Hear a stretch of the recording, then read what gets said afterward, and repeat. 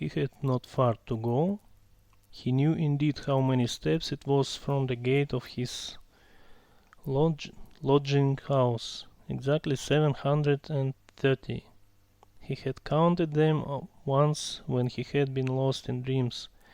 At the time he had put no faith in those dreams, and was only tantalizing himself by their hideous but daring recklessness. Now, a month later, he had begun to look upon them differently, and, in spite of monologues in which he jeered at his own impotence and indecision,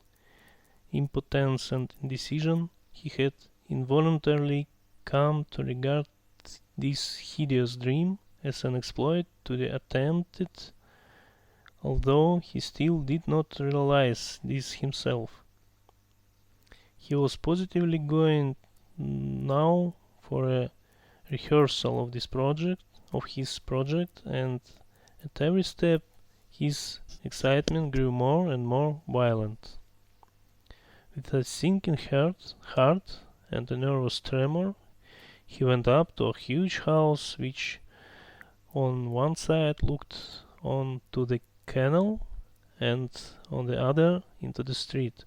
This house was let out in tiny tenements, and was inhabited by working people of all kinds: tailors, locksmiths, cooks, Germans of sorts, girls picking up a living as best they could, petty clerks, etc.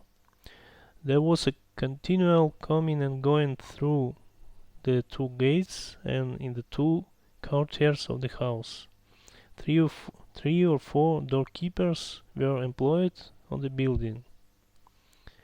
The young man was very glad to meet none of them, and at once slipped unnoticed through the door on the right and up the staircase. It was a back staircase, dark and narrow, but he was familiar with it already, and knew his way, and he liked all these surroundings. In such darkness even the most inquisitive eyes were not to be dreaded. If I am so scared now, what would it be if it somehow come to pass that I were really going to do it? He could not help asking himself as he reached the fourth story. There his progress was barred by some porters who were engaged in moving furniture out of a flat. He knew that the flat had been occupied by a German clerk in the civil service and his family.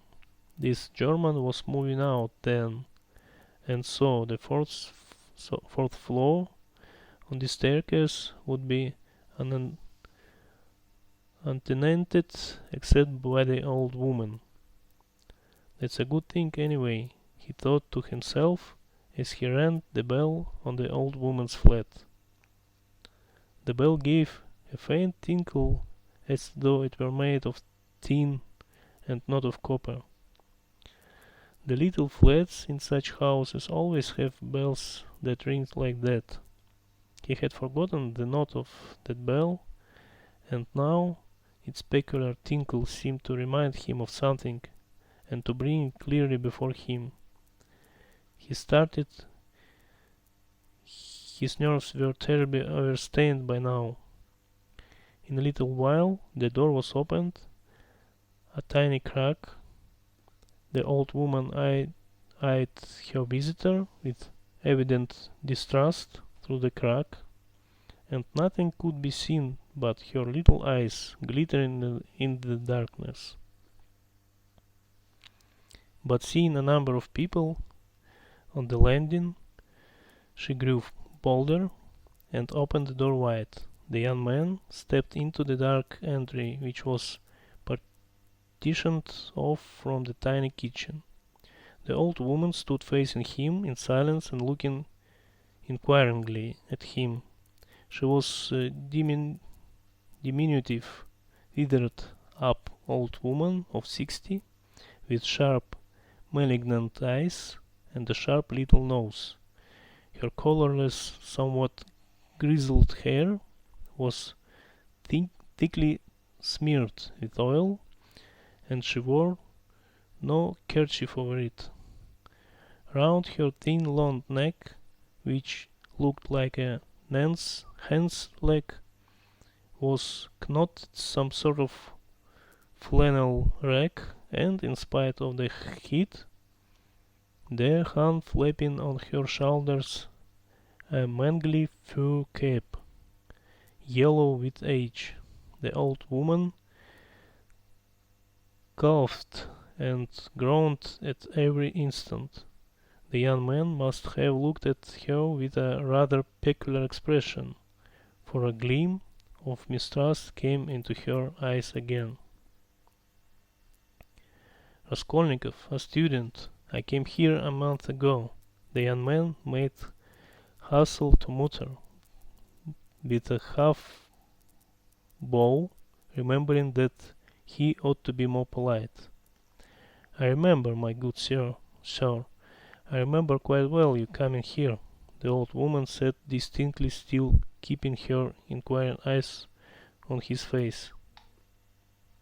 "And here I am again on the same errand," Raskolnikov continued, a little disconcerted and surprised at the old woman's mistrust. "Perhaps she is always like that, though, only I did not notice it the other time," he thought with an uneasy feeling. The old woman paused, as though hesitating, then stepped on one side, and pointing to the door of the room, she said, letting her visitor pass in front of her, "Step in, my good sir." The little room into which the young man walked, with yellow paper on the walls, geraniums and muslin curtains in the windows, was brightly lighted up at that moment by the setting sun. "So the sun will shine like this then too," flashed as it were by chance through Raskolnikov's mind, and with a rapid glance he scanned everything in the room, trying as far as possible to notice and remember its arrangement.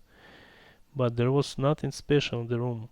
The furniture, all very old and of yellow wood, consisted of a sofa with a huge bent wooden back, on an oval table in front of the sofa, a dressing table with a looking glass fixed on it between the windows, chairs along the walls, and 2 or 3 halfpenny prints in yellow frames representing German damsels with birds in their hands. That was all. In the corner a light was burning before a small icon. Everything was very clean. The floor and the furniture were brightly polished. Everything shone.